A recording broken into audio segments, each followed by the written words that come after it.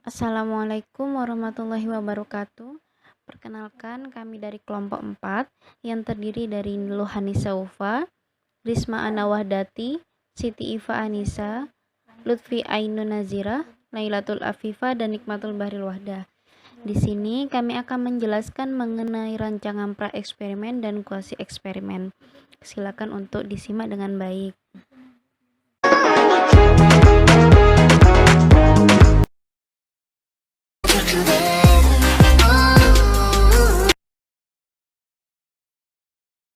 Rancangan pra-eksperimen. Pengertian pra-eksperimen ini adalah eksperimen yang dilakukan tanpa melakukan pengendalian terhadap variabel-variabel yang berpengaruh. Dalam penelitian ini, yang diutamakan adalah perlakuannya saja. Jadi secara garis besar, penelitian ini tanpa adanya kelompok kontrol. Nah, rancangan pra-eksperimen ini berguna untuk mendapatkan informasi awal terhadap pertanyaan pada penelitian. Jadi, pra-eksperimen ini menggambarkan desain penelitian pendahuluan. Dan desain ini belum bisa dianggap sebagai eksperimen karena adanya hambatan berupa hasil yang tidak memadai dan diperkuat oleh Cook and Campbell dalam Roslany pada tahun 2013 mengatakan bahwa desain pra-eksperimen ini tidak dilakukan dalam penelitian ilmu alam dan manusia. Adapun macam-macam pra-eksperimen. Yang pertama ada desain perlakuan tunggal atau one shot case study. Nah, dalam desain ini digunakan hanya satu kelompok percobaan aja tanpa ada kontrol gitu ya. Misal, langsung contoh ya, disajikan suatu pelajaran dengan sistem ceramah nih ya. Terus kemudian diukur pengaruh pemberian ceramah tersebut dengan mengadakan post-test. Nah, prestasi belajar tersebut itu tuh diukur berdasarkan hasil post-testnya. Jadi tidak ada kelompok kontrol untuk dibandingkan seperti itu. Keuntungannya, desain ini berguna untuk mengembangkan suatu prakarsa atau sebagai suatu desain untuk penelitian eksplorasi atau penelitian pendahuluan. Sedangkan kelemahan dari desain ini adalah dia tidak punya kontrol, jadi validitasnya itu diragukan. Tidak ada malahan ya. Terus yang kedua, desain ini tidak punya dasar untuk membuat perbandingan, kecuali secara subjektif dan intuitif. Yang kedua yaitu desain satu kelompok pretest dan posttest. Desain ini merupakan desain eksperimen yang hanya menggunakan satu kelompok subjek atau kasus tunggal. Kalau pada desain yang pertama itu tidak memiliki pretest. Nah, pada desain yang ini pengukuran dilakukan sebelum dan sesudah diberikan perlakuan atau yang bisa dikenal pretest dan posttest. Maka dengan itu hasil perlakuannya dapat diketahui lebih akurat karena dapat membandingkan dengan keadaan sebelum diberi perlakuan dengan sesudah diberikan perlakuan. Karena dalam desain ini terdapat pretest dan posttest, sehingga desain ini lebih baik dibandingkan dengan desain perlakuan tunggal. Akan tetapi, validitas penelitian ini masih lemah karena hanya sedikit sumber invaliditas yang diketahui dan dikendalikan. Sumber validitas yang tidak dikendalikan antara lain dropout subjek, seleksi, diferensial, histori, kematangan. Perbedaan yang muncul pada hasil pretest dan posttest kemungkinan dari faktor lain. Contoh dengan menggunakan desain ini, misalnya percobaan dilakukan kepada kelompok ibu hamil untuk melihat kebaikan sistem pengelolaan ibu hamil melalui pendampingan. Pemberian tablet FM merupakan perlakuan X. Pertama-tama diukur rata kadar Hb ibu hamil melalui pemeriksaan darah sebelum diberikan perlakuan atau sebelum diberi pemberian tablet Fe. Nah, kemudian sesudah perlakuan atau sudah diberikan tablet Fe dilaksanakan, kemudian diukur lagi kadar Hb-nya. Kemudian dibuat perbandingan antara rata Hb sebelum dan sesudah perlakuan untuk melihat pengaruh pemberian kadar Fe. Desain pra-eksperimen yang ketiga, terdapat desain intake group comparison. Pada desain ini, populasi dibagi atas dua kelompok, namun tidak secara random. Kelompok pertama merupakan unit percobaan untuk perlakuan, sedangkan kelompok yang kedua merupakan kelompok untuk suatu kontrol. Adapun tahap pelaksanaannya terdapat beberapa tahap. Tahap pertama, pilihlah unit percobaan dengan membagi dua kelompok dari satu populasi. Tahap yang kedua, gunakan perlakuan terhadap kelompok percobaan dan tanpa perlakuan pada kelompok kontrol. Tahap yang ketiga, ukurlah hasil perlakuan, misalnya dengan melakukan post-test.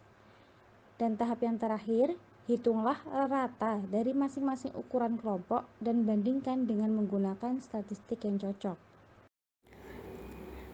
Selanjutnya, kita akan masuk pada kuasi eksperimen.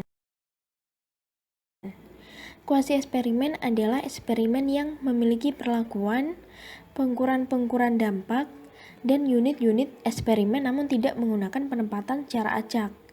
Pada penelitian lapangan, biasanya menggunakan rancangan eksperimen semu atau kuasi eksperimen. Desain tidak mempunyai pembatasan yang ketat terhadap randomisasi dan pada saat yang sama dapat mengontrol ancaman-ancaman validitas. Disebut eksperimen semu karena eksperimen ini belum atau tidak memiliki ciri-ciri rancangan eksperimen yang sebenarnya, karena variabel-variabel yang seharusnya dikontrol atau dimanipulasi. Oleh sebab itu, validitas penelitian menjadi kurang cukup untuk disebut sebagai eksperimen yang sebenarnya. Yang selanjutnya ada tujuan dari kuasi eksperimen. Tujuan kuasi eksperimen ialah untuk memperkirakan kondisi eksperimen murni dalam keadaan tidak memungkinkan untuk mengontrol atau memanipulasi semua variabel yang relevan. Penelitian ini bertujuan untuk mengungkapkan hubungan sebab akibat dengan cara melibatkan kelompok kontrol di samping kelompok eksperimen. Namun pemilihan kedua kelompok tersebut tidak menggunakan teknik random. Penelitian eksperimental semu atau kuasi eksperimen ini bertujuan untuk menjelaskan hubungan-hubungan atau mengklarifikasi penyebab terjadinya suatu peristiwa atau mungkin keduanya. Kemudian ada langkah-langkah dari penelitian eksperimen kuasi. Yang pertama, melakukan tinjauan literatur, terutama yang berhubungan dengan masalah yang akan diteliti. Yang kedua, mengidentifikasi dan membatasi masalah penelitian. Yang ketiga, merumuskan hipotesis-hipotesis penelitian. Yang keempat, menyusun rencana eksperimen. Yang kelima, melakukan pengumpulan data tahap pertama atau pretest. Yang keenam, melakukan eksperimen. Yang ketujuh, mengumpulkan data tahap kedua atau post-test. Yang kedelapan, mengelola dan menganalisis data. Dan yang kesembilan adalah menyusun laporan. Selanjutnya, rancangan dalam metode kuasi eksperimen. Yang pertama, non-equivalent control group design, di mana desain ini akan hampir sama dengan pretest post-test control group design. Hanya saja pada desain ini kelompok eksperimen maupun kelompok kontrol tidak dipilih secara random. Dalam desain ini, baik kelompok eksperimental maupun kelompok kontrol dibandingkan dan ditempatkan tanpa melalui random. Dua kelompok tersebut nantinya akan diberikan pretest, kemudian diberikan perlakuan, dan terakhir akan diberikan post-test. Yang kedua, pretest dan post-test design, di mana penelitian ini terdapat pretest sebelum diberi perlakuan dan post-test setelah diberi perlakuan, sehingga dapat diketahui lebih akurat karena dapat membandingkan dengan diadakan sebelum diberi perlakuan. Yang ketiga, desain regresi diskontinuitas, di mana desain penelitian ini memunculkan efek kausal dari intervensi dengan menetapkan batas atau ambang batas di atas atau di bawah intervensi, dengan membandingkan pengamatan yang terletak dekat di kedua sisi ambang, yang memungkinkan untuk memperkirakan efek perlakuan rata-rata di lingkungan di mana pengacakan tidak layak. Selanjutnya saya akan menjelaskan tentang model perlakuan. Di sini terdapat 4 model perlakuan yang kesemuanya terdapat 2 kelompok, yaitu kelompok eksperimen dan kelompok kontrol. Yang pertama, perlakuan versus tanpa perlakuan. Jadi dalam model ini, kelompok eksperimen diberikan intervensi atau diberikan perlakuan, sedangkan kelompok kontrol tidak diberikan perlakuan. Namun keduanya diberikan pretest dan posttest. Nah, biasanya untuk melihat apakah terdapat perbedaan antara kelompok kontrol tanpa perlakuan dan kelompok eksperimen setelah diberi perlakuan. Yang kedua, perlakuan versus perlakuan lain atau komparasi perlakuan. Nah, biasanya di sini itu terdapat intervensi. Jadi, kelompok eksperimen diberikan intervensi A, sedangkan kelompok kontrol diberikan intervensi B. Sebagai bentuk pengembangan dari pola pertama, terutama karena faktor etis, subjek yang bermasalah tidak mungkin menjadi anggota kelompok kontrol yang dibiarkan tanpa perlakuan. Jadi, pengembangan dari model yang pertama bahwa antara eksperimen dan kontrol sama-sama diberikan intervensi. Nah, hal tersebut bertujuan untuk memberikan perbedaan atau melihat perbedaan apakah terdapat perbandingan dengan perlakuan yang telah diberikan antara kelompok eksperimen dan kelompok kontrol. Yang ketiga adalah perlakuan versus placebo.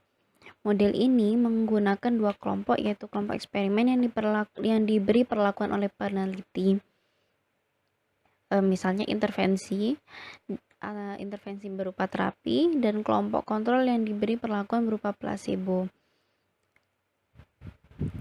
Nah, placebo di sini itu merupakan bentuk cangkang obat kosong. Biasanya itu digunakan dalam istilah medis ya, yang sengaja diberikan pada responden penelitian, bahwa placebo ini dianggap sebagai obat yang dapat menyembuhkan. Nah, di situ dapat dilihat apakah terdapat reaksi positif jika orang tersebut diberi placebo atau obat kosong. Yang terakhir ada perlakuan versus perlakuan bervariasi. Jadi di antara dua kelompok tersebut, yaitu kelompok eksperimen diberikan perlakuan yang bervariasi.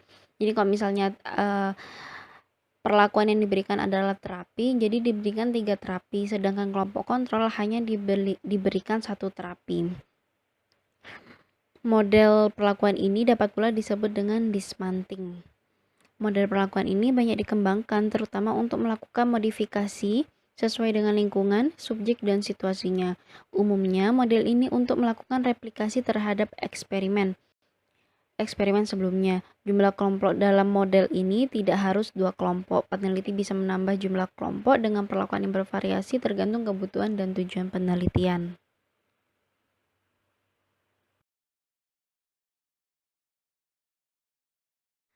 Baiklah teman-teman, di sini kami telah memaparkan keseluruhan materi mengenai rancangan pra-eksperimen dan kuasi eksperimen. Jika ada tambahan, sanggahan ataupun pertanyaan, silakan ditanyakan dengan menyebutkan NIM dan nama. Terima kasih sebelumnya dan mohon maaf dari awal hingga akhir apabila terdapat kesalahan. Wassalamualaikum warahmatullahi wabarakatuh.